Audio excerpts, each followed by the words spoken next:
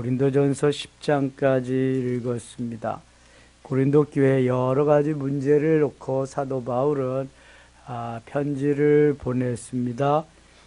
파당을 이루고 우상에게 드린 제물을 먹고 여러 가지를 하는 가운데 하나님이 기뻐하지 아니하는 것은 좀 제거하고 하나님이 기뻐하는 삶을 살기 위해서 권면하고 있습니다. 특별히 고린도 지역은 우상을 많이 섬기는 곳이라 대부분이 우상에게 드렸던 제물이 많습니다. 그래서 오늘도 8장과 10장 두 군데서나 우상에게 드렸던 제물에 관한 말씀을 하고 있습니다. 8장 가겠습니다. 우상의 제물에 대하여는 우리가 다 지식이 있는 줄을 아나 지식은 교만하게 하여 사랑은 덕을 세우나니 만일 누구든지 무엇을 아는 줄로 생각하면 아직도 마땅히 알 것을 알지 못하는 것이요 또 누구든지 하나님을 사랑하면 그 사람은 하나님도 알아주시느니라.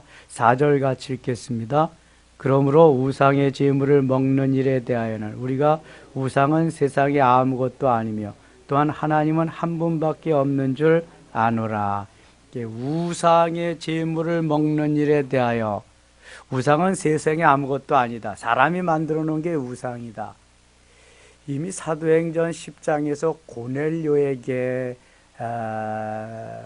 불결한 제물 내가 정결하게 했으니 먹으라고 말씀하신 하나님이 이방인 고넬료를 하나님의 자녀로 만드시기 위함이고요. 여기 고린도 지역에 와서 8장에서 우상에 대해서 이렇게 말씀합니다. 이미 사도 바울이 로마서에서도 로마서 14장에서 우상에게 드렸던 제물에 대해서 말씀합니다. 로마도 아주 우상을 많이 섬기는 것이기 때문에요. 여기 고린도 지역에 고린도 교회도 또 말씀하십니다. 우상은 아무것도 아니다. 하나님이 만들어 놓으신 모든 것이 선하다. 이거 그 10장에 가서도 구체적으로 나오니까요. 자, 8절 가겠습니다. 8절. 음식은 우리를 하나님 앞에 내세우지 못하나니 우리가 먹지 않는다고 해서 더 못 사는 것도 아니고 먹는다고 해서 더 잘 사는 것도 아니니라. 음식을 가지고 먹고 못 먹고에 따라서 뭐 잘 살고 못 살고가 그런 게 아니다. 9절. 그런즉 너희의 자유가 믿음이 약한 자들에게 걸려 넘어지게 하는 것이 되지 않도록 조심하라. 이거 무슨 말이냐 하면은 나는 믿음으로 우상에게 드렸던 제물을 먹어도 상관이 없는데 믿음이 없는 사람들이 야 저건 우상에게 드렸던 제물인데 하면은 나는 괜찮지만 저 믿음이 약한 사람들이 그걸 보면은 혹시 넘어질 수 있다. 그런 말입니다. 지식 있는 내가 우상의 집에 앉아 먹는 것을 누구든지 보면 그 믿음이 약한 자들의 양심이 담력을 얻어 우상의 제물을 먹게 되지 않겠느냐? 우상의 제물을 먹고 나는 범죄했다, 죄를 지었다 이렇게 약해지면 안 된다는 거죠. 그러면 내 지식으로 그 믿음이 약한 자가 멸망하나니 그는 그리스도께서 위하여 죽으신 형제라. 너는 믿음이 있어서 괜찮아서 먹어서 괜찮다고 하지만 믿음이 약한 저는 내가 먹는 것을 보고 믿음이 약해져서 실족하게 되면 그러면 안 되지 않느냐. 예수께서 그를 위해서 피를 흘리고 희생하셨는데 내가 그를 죽이면 안 되지 않겠냐. 그런 말입니다. 이같이 너희가 12절입니다. 이같이 너희가 형제에게 죄를 지어 그 약한 양심을 상하게 하는 것이 곧 그리스도께서 그리스도에게 죄를 짓는 것이니라. 그래서 아무도 없을 때 믿음으로 내가 반응해서 먹으면 그건 괜찮은 거고 내가 먹을 때 믿음이 약한 사람이 뭐고 저거 우상에게 드린 제물인데 해서 그의 믿음이 실족될 때에는 먹지 않는 게 좋다. 너는 먹어도 괜찮지만 그를 위해서 먹지 말라. 그런 말입니다. 13절 같이 읽어요. 그러므로 만일 음식이 내 형제를 실족하게 한다면 나는 영원히 고기를 먹지 아니하여 내 형제를 실족하지 않게 하리라. 내가 먹는 것을 믿음이 약한 제 형제가 보고 실족했다면 나는 이제 영원히 그 고기를 제 우상에게 드렸던 제물을 먹지 않겠다. 고기도 먹지 않겠다. 그게 사도 바울의 결단입니다. 그래서 한 생명을 살려야지, 예수께서 살리신 그 생명을 내가 죽이는 일은 하지 않겠다, 그런 말입니다. 10장에 가서 좀 더 또 자세히 나오니까 그때 가서 생각하기로 하고요. 9장에 가겠습니다. 9장 12절입니다. 12절. 성전의 일을 하는 이들은 성전에서 나는 것을 먹으며 제단에서 섬기는 이들은 제단과 함께 나누는 것을 너희가 알지 못하느냐. 주의 일을 하는 자들은 주의 전에서 나는 음식을 먹을 수 있다. 주님이 다 먹게 하신다. 그래서 레위인들은 비즈니스를 하지 않았습니다. 레위인들에게는 그들의 분깃을 주지 않았습니다. 뭐 레위인들은 뭐 먹고 살아요? 네. 다른 11지파에서들이 11조를 먹고, 이제 12지파, 베냐민 지파, 므낫세, 베냐민이 아니라 요셉의 두 아들이 에브라임과 므낫세가 두 지파가 돼서 다시 12지파가 돼가지고 그 12지파에서 드린 11조를 가지고 레위는 먹고 삽니다. 레위는 거기에 주로 다 주의 전에서 일하는 사람들이 레위인입니다. 제사장을 비롯해서 성전을 관리하고 찬양하고 모든 일을 하는 사람들이 다 레위인이에요.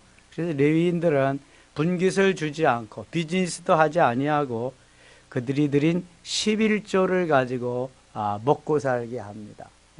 그래서 오늘날 목회자는 다른 다른 일을 하지 아니하고 목회 일만 하는 거죠. 그런데 목회가 너무 안 되니까 미국 같은 데는 2잡을 하고 3잡을 하고 그럽니다. 주일날은 목회하고 다른 날은 비즈니스하고. 우리나라도 그런 현상이 들어와서 지금 교단마다 비즈니스를 목회자가 하는 일이 이게 가능하냐 하지 않냐 계속 지금 논란이 되고 있습니다. 왜냐하면 교회가 성장하지 않으니까, 성도들이 적으니까 목회자가 목회만 해가지고 생활이 안 됩니다.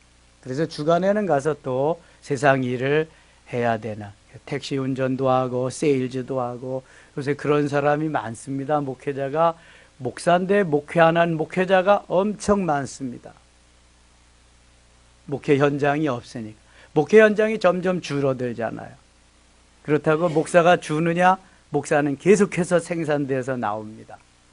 빨리 통일이 돼야 북쪽으로 가서 복음을 전할 텐데요. 그래서 지금 아주 문제가 많습니다. 교회는 점점 성장하는 게 아니라 교회는 침체돼 가지고 마이너스 성장이 되잖아요. 뭐 큰 교회들은 성장할지 모르지만 대부분 10교회 개척하면 8교회는 문을 닫는다고 합니다. 개척도 안 되고요. 뭐 기존 교회도 안 오는데 개척교회 누가 가겠어요? 상가교회. 목회자는 계속 양산되는데 교회는 줄고, 그러니까 포화 상태에서 목회자가 본연의 업무를, 임무를 해야 될 그러한 것을 이제 상실하고 마는 거죠. 이런 현상이 지금 왔습니다. 유럽에서 있던 미국에서 있던 현상이 지금 우리나라에까지 와가지고 이런 현상이 있죠. 기도 많이 해야 됩니다. 옛날 같지 않잖아요, 지금요. 점점 목회 현장이 열악해 가는 것을 말하는 거죠. 16절 가겠습니다. 16절 같이 읽어요. 내가 복음을 전할지라도 자랑할 것이 없으면 내가 부득불할 일임이라. 만일 복음을 전하지 아니하면 내게 화가 있을 것이로다. 사도 바울의 복음의 개념은 이렇습니다. 나는 복음을 전할지라도 자랑할 것이 없다. 하나도 없다. 로마서 1장 14절에 나는 복음의 빚진 자라고 말씀한, 빚을 진 사람은 반드시 빚을 갚아야 돼요. 빚을 갚지 아니하면 빚쟁이에게 늘 쪼들리잖아요. 사도 바울은 그런 의미에서 내가 복음을 전하지 아니하면 내가 복음의 빚진 자인데 나는 주님께 늘 죄송하다. 주님 앞에 늘 나는 너무 죄송해서 살아갈 수가 없다. 그래서 나는 자랑할 것도 없다. 이건 부득불해야 될 일이다. 내게 하지 아니하면 나는 내가 화가 있을 것이다. 이러한 마음, 이러한 신앙의 가치관, 복음의 가치관을 가지고 있는 사람이 사도 바울입니다. 여러분, 내가 복음을 전하지 않는다고 해서 누가 뭐라 그럴 사람 없잖아요. 그렇죠? 그런데 사도 바울은 늘 그 부담이 있는 거예요. 내가 예수 믿는 사람 잡아다 옥에 가두고 죽이고 못된 짓만 했는데 어느 날 하나님이 나를 사람 되게, 하나님의 사람 되게 하기 위해서 이렇게 은혜를 주시고 내가 그 은혜 속에 잠겨서 은혜로 말미암아 내가 이렇게 사도 바울, 아포스톨로스 사도가 됐는데, 내가 사도됨은 하나님의 전적인 은혜다. 그러니까 이 복음의 빚진 자, 이러한 그 마음에 부담을 가지고 일평생 사는 거예요. 나는 복음을 전할지라도 내가 자랑할 것이 없다. 내가 받은 은혜, 죄인 중에 괴수, 두목, 아주 만삭되지 못한 자, 너무 부족한 자를 하나님 나를 부르셔서 주의 것 삼으셨는데, 내가 그 복음을 전한들 나에게 자랑할 것이 있겠느냐. 내가 복음을 전하지 않으면 아마 나는 화가 있을 것이다. 내가 너를 그렇게 사랑하고 구원해 줬는데 내가 가만히 있으면 되겠느냐. 그래서 늘 그는 이러한 마음으로 일평생을 삽니다. 모든 좋은 거 다 내려놓고 오직 복음 앞에서 무릎을 꿇고 십자가만을 자랑하며, 복음을 전하는데 가족도 거침돌이 될까 봐 결혼도 하지 아니하고 일평생 그것을 위해서 삽니다. 순교할 때까지. 로마 감옥에 오랫동안 있었고요. 또 추록해서도 복음 전하다가 그만 그는 순교합니다. 로마에서 복음 전하다가 단두대에서 처형을 당합니다. 로마에 가면은 바울 기념교회가 있습니다. 그럼 바울이 처형되었던 단두대가 그대로 놓여져 있고요. 바울이 목을 베임을 당할 때에, 칼로 목을 베임을 당할 때 사도 바울의 목이 3번 튀었다고 합니다. 근데 3번 튄 자리마다 샘이 솟아나서 물이 흘러. 지금도 가면은 거기에 그대로 물이 솟아나서 교회 안에서 물이 이렇게 샘물이 흐르는 것을 보게 됩니다. 바울은 일평생 그래서 복음을 전했습니다. 자랑할 것이 없다. 내가 부득불해야 될 일입니다. 사도 바울만 그렇습니까? 우리들도 주의 은혜로 하나님의 자녀가 되고 하나님의 은혜로 살아가고 있습니다. 복음에 대한 이러한 열정, 내가 복음을 전해야 된다. 죽어가는 생명을 살려야 된다. 예수님은 십자가 위에서도 한 생명을 구원하면서 가셨는데, 나는 지금까지 몇 명이나 전도를 했나? 몇 명이나 주님께로 인도했나? 나만 예수 믿고 나만 구원받는다? 하나님 그건 기뻐하시지 않습니다. 이거는 내가 복음에 빚진 자입니다. 누군가에게 나도 복음을 전해야 됩니다. 지옥 갈 백성을 천국으로 인도해야 됩니다. 하나님께서 하나님의 자녀가 되고 되지 않고는 하나님께서 하실 일이고, 나는 그저 전하면 됩니다. 와보라, come and see. 안드레가 베드로를 와보라 하고, 사마리아 여인이 들어가서 동네에 내가 메시아를 만났다, 와보라, 한 번만 와봐라. 그래서 자꾸 전해야 됩니다. 그 마음을 감동시키는 분은 성령님이기 때문에. 찰스 핀이라고 하는 전도자는 이렇게 말합니다. 어느 날 누군가 나에게 복음을 전했는데 예수 믿으라고 하는 그 말씀을 들을 때 내 머리는 마치 망치로 한 대 얻어맞은 듯한 그러한 통증을 느꼈다. 예수 믿으라고 하는 그 한마디에 내 머리가 멍하게 망치로 맞은 듯한, 그러니까 주께로 돌아와서 그런 엄청난 복음의 전도자가 됩니다. 여러분, 내가 한다고 생각하면 나는 그냥 전하면 돼. 나팔수가 되면 되는, 나팔수란 나팔을 불면 되는 거예요. 듣고 안 듣고는 그건 뭐 귀 있는 사람은 듣는 거죠. 전하면 되는, 예수 믿으세요. 예수 믿고 천국 가세요. 예수 천당. 전해야 될 줄 믿습니다. 이게 우리가 해야 될 가장 큰 일입니다.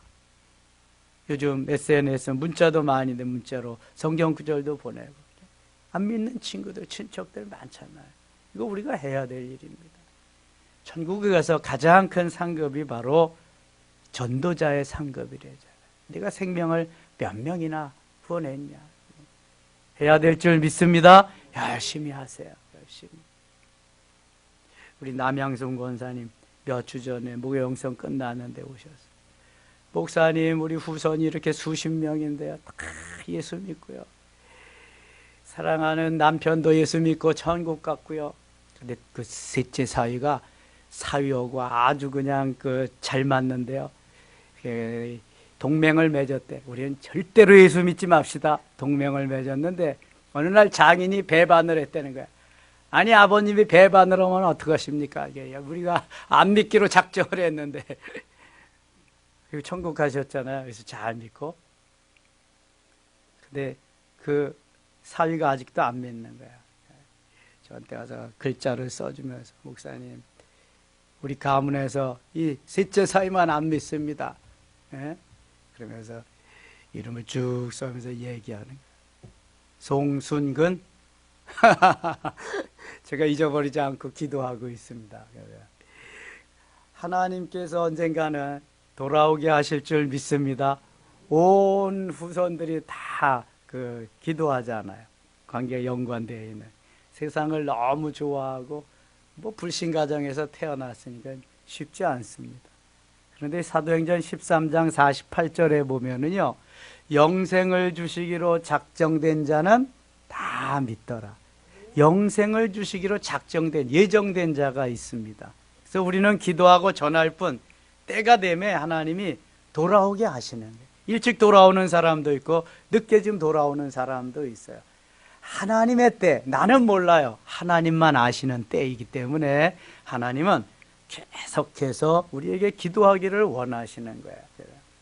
우리 조종자 집사님 남편이 많이 병상에서 오랫동안 누워 계시는데 저는 계속 기도합니다. 하나님, 이런 때가 주님 부르실 기회인데 돌아오게 해주세요. 영혼 구원받게 해주세요. 그리고 천국 가게 해주세요. 매일 새벽에 무슨 기도하겠어요? 우리 조정자 집사님. 그래서 하나님이 돌아오기를 기다리고 하나님께서 은혜 주시기를 원하고 우리에게 복음 전하기를 원하십니다. 전하는 자가 없이 어찌 들으리요? 들음이 없이 어찌 믿으리요? 그래서 전하는 자가 있어야 되고 듣고 주님 앞으로 돌아오는 역사가 하나님은 있기를 원하시는 거예요. 17절 보세요. 내가 내 자의로 이것을 행하면 상을 얻으려니와 내가 자의로 아니한다 할지라도 나는 사명을 받았노라. 내 사명이 복음 전하는 거다. 사명. 사도 바울만 복음 전하는 사명이 아니라 우리 모두가 다 복음 전하는 사명을 받고 태어났어요.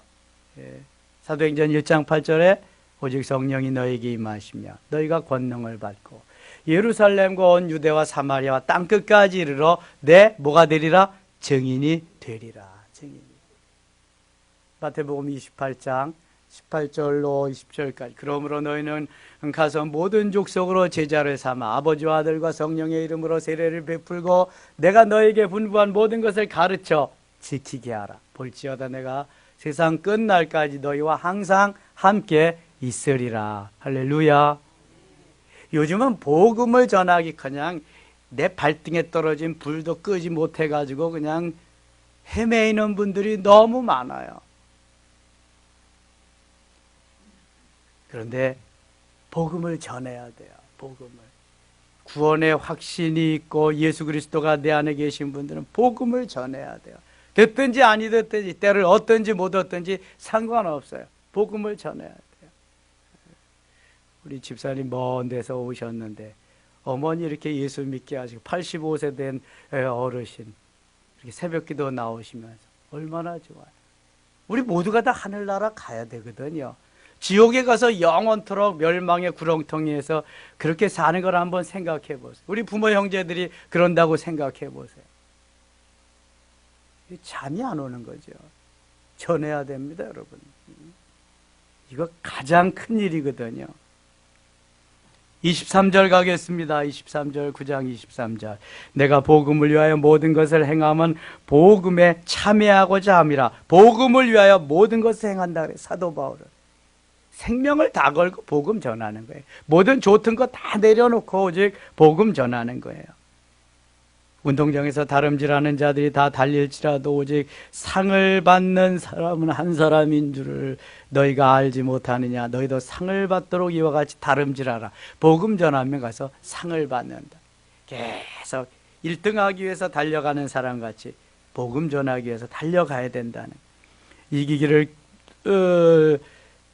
다투는 자마다 모든 일에 절제하나니 그것은 썩을 승리자의 관을 얻고자 하되 우리는 썩지 아니할 것을 얻고자. 이거 무슨 말이냐 하면 세상에서도 상을 받기 위해서 계속해서 노력하며 훈련하며 달려가잖아요. 4년에 한 번씩 올림픽이 열립니다. 올림픽에서 금메달 따기 위해서, 메달을 따기 위해서 수년 동안, 수십 년 동안 갈고 닦고 노력을 합니다. 올림픽의 하이라이트는 맨 마지막에 실시되는 뭐죠? 마라톤입니다. 마라톤. 42.195km 마라톤.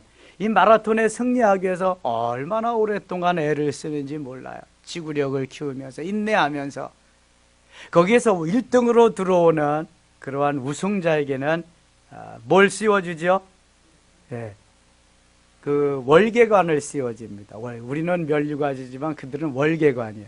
손기정 선수가 썼던 거죠. 황영조가 썼던 것처럼 우리나라 이 마라톤에서 우승자가 있잖아요. 손기정 씨가 일장기 달고 그때 일제시대에 베를린 올림픽에 나가서 우승했으니까 마지막에는 그 일장기 찢어내면서 나는 대한민국 사람이다. 그 월계관은 뭐 이제 시간이 지나면 다 마르고요. 그렇게 됩니다. 그러나 우리는 하늘나라, 하나님의 나라, 하늘나라 가서 뭘 받아요? 면류관 받습니다. 면류관. 썩지 않는 면류관, 금면류관, 의의 면류관, 생명의 면류관. 월계관 받는 사람은 한 사람밖에 없지만 면류관 받는 사람은 많이 있습니다. 하나님이 인정한, 꼴이 내 참여한, 생명을 구원한 이들에게 다 주시는 게 면류관. 그래서 그 면류관 받을 것을 생각하면서 사도 바울이 달려가는, 빌립보서 3장 20절에 오직 우리의 시민권은 하늘에 있는지라 하면서, 하늘에 가면 생명의 면류관, 의의 면류관, 썩지 않는 면류관, 이러한 면류관이 쫙 준비되어 있기 때문에 그거 보고 달려가는. 예수님도 십자가의 고난 너무 참기 힘들고 어려운 일이지만 앞에 있는 부활의 영광을 위해서 인내하면서 쭉 참고 가셨거든요.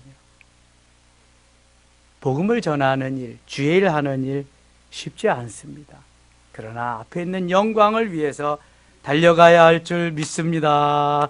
26절 보세요. 그러므로 나는 다름질 잘하기를 향방 없는 것 같이 아니하고 싸우기를 허공을 치는 것 같이 아니하며 27절 같이 읽어요. 내가 내 몸을 쳐 복종하게 함 내가 남에게 전파한 후에 자신이 도리어 버림을 당할까 두려워함이로다. 아멘. 내가 내 몸을 쳐서 복종한다. 내 몸을 쳐서 복종한다는 것은 절제할 수 있는 힘을 기른다는 거죠. 운동선수가 절제하지 아니하고 다 하고 그러면 운동을 못합니다. 금방 잘리죠. 이렇게 하는 것은 내가 남에게 전파한 후에 자신이 도리어 버림을 당할까. 내가 복음은 전했지만 내가 나를 절제하지 못하면 나는 혹시라도 무너져서 저 지옥에 갈까 봐 두렵다. 그래서 오늘도 나는 깨어서 절제하면서 나를 컨트롤하면서 복음 사역에 면류관 받을 것을 기억하면서 달려간다 하면서 우리에게 말씀하는 것입니다. 10장 가겠습니다. 우상 숭배하는 일을 피하라고 말씀하면서 출애굽의 여정을, 광야의 여정을 사도 바울이 쭉 재현해서 말씀합니다. 형제들아 나는 너희가 알지 못하기를 원하지 아니하노니 우리 조상들이 다 구름 아래에 있고 바다 가운데로 지나며, 무슨 바다라 그래요? 이거를 홍해바다, 출애굽하는 여정을 말씀하는 겁니다. 구름 아래에 있고 구름 기둥과 불 기둥으로 하나님이 광야에서 인도하셨죠. 그 다음에 홍해를 바다와 같이, 육지와 같이 홍해를 건너게 하셨어요. 그걸 바다세라라 그래요. 바다세례.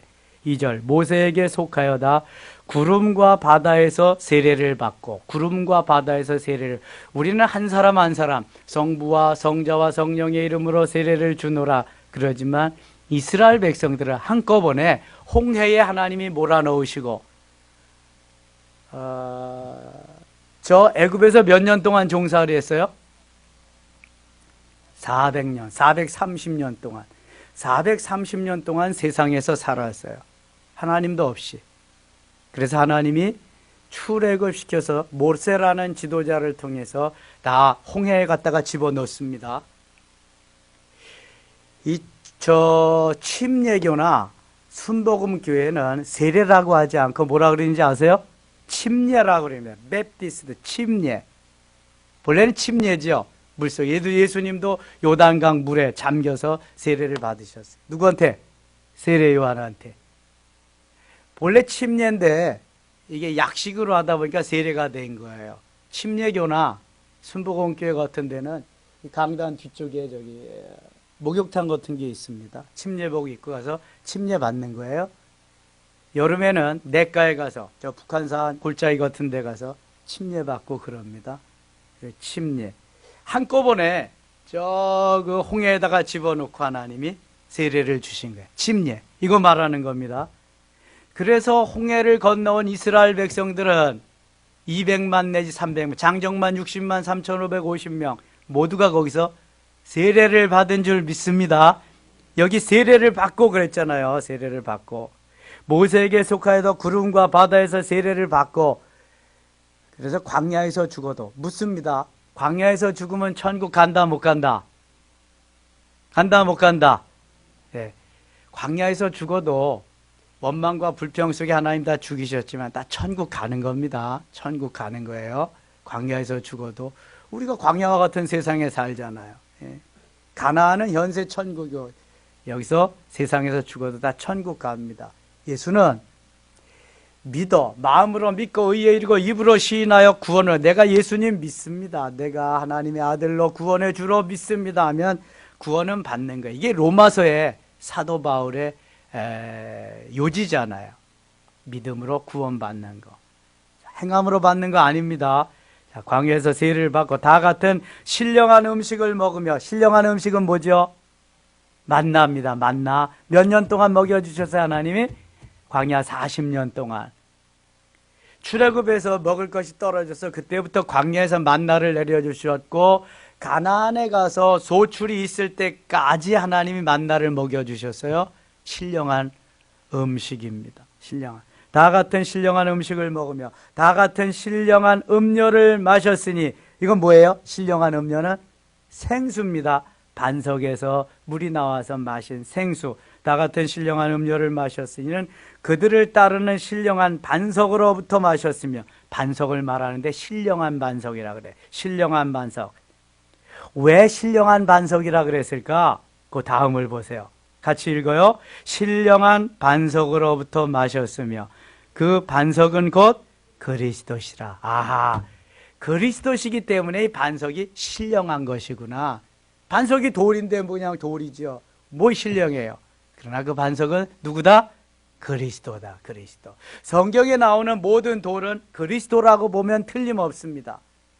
반석. 자, 이걸 좀 더 디테일하게 증거해 주는 말씀이 저 민수기 20장에 나와요. 민수기 20장 11절에 보면은 거기에 백성들이 물이 없다고 막 난리에 원망하고 불평하고 모세를 죽일 놈 살릴 놈 막 합니다. 그때에 하나님, 모세가 기도하니까 하나님 모세에게 이래요. 내가 가지고 있는 게 뭐냐? 지팡이지요. 예, 그것을 가지고 반석에게 명하여 물을 내라 하라. 반석에게 명하여 물을 내라 하라. 하나님 모세에게 주신 말씀이에요. 그럼 모세는 뭐라 그래요? 반석아, 물을 내라. 그럼 물 내겠죠?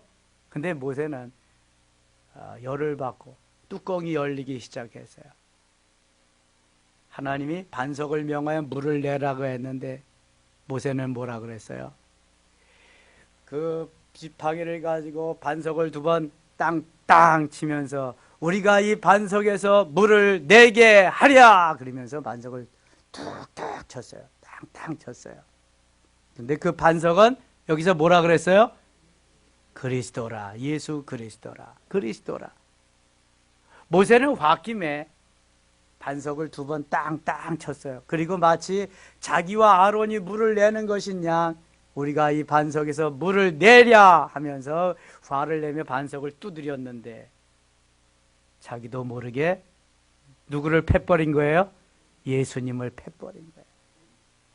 모세가 가나안 땅에 들어가지 못한 연유를 하나님은 바로 이 사건이라고 말씀합니다. 무리바 사건 때문에 모세는 가나안 땅까지 들어가지 못해요. 좀 더 이해가 빠르게 표현한 것이 시편 78편 15절입니다. 하나님께서 이 반석을 쪼개시고 하나님이 반석을 쪼개셔서 거기에서 물이 나와서 시내가 되게 하시고 강물이 되게 하셨다. 여러분 생각해 보세요. 장정만 60만입니다. 60만 3,550명. 여인들과 아이들을 포함하면 적어도 200만, 좀 더 많게는 300만입니다. 200만 내지 300만이 마실 물이다. 얼마나 많이 있어야 되겠어요? 졸졸 나와가지고 되겠어요? 반석을 하나님이 쪼개셔서 폭포수와 같이 콸콸콸콸콸콸 막 나오기 시작하니까 금방 시내를 이루죠. 금방 강물을 이룹니다. 거기에 200만, 300만이 들어가서 먹고 마시고 회포를 풀고 그래서 광야를 지나게 되는 거예요. 신기하지 않아요, 여러분? 5절 그러나 그들의 다수를 하나님이 기뻐하지 아니하셨으므로 그들이 광야에서 멸망을 받았네. 그렇게 엄청난 일을 행하셨는데도 불구하고 입만 열면 원망하고 불평. 이게 광야 생활이에요. 광야란 낮에는 뜨겁고 밤에는 추워요. 즐길 것이 없어요. 먹고 입고 이런 것도 하나도 없고 맨 바람과 돌과 모래와 이런 것밖에 없어요. 제가 봐도 원망할 수밖에 없겠더라고요. 광야에 가보니까. 그걸 하루 이틀도 아닌 1년 2년도 아닌 몇 년이에요? 40년. 원망 안 할 수가 없어요.